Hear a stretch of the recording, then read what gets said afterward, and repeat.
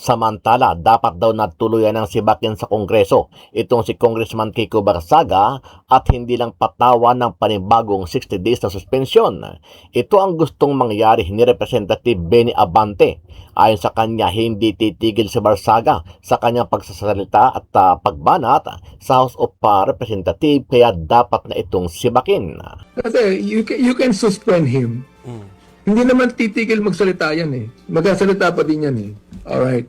At meron pa nagsasabi na sana maging compassionate kami because he has a para bang neurotic attitude. Sabi ko, he does not believe that he has a mental a mental problem. Hindi siya naniniwala dun eh. Ano ang masasabi mo dito, kabayan? Sama-sama natin panoorin ang buong video at pakicomment nyo po ang inyong mga reaksyon at sariling opinyon.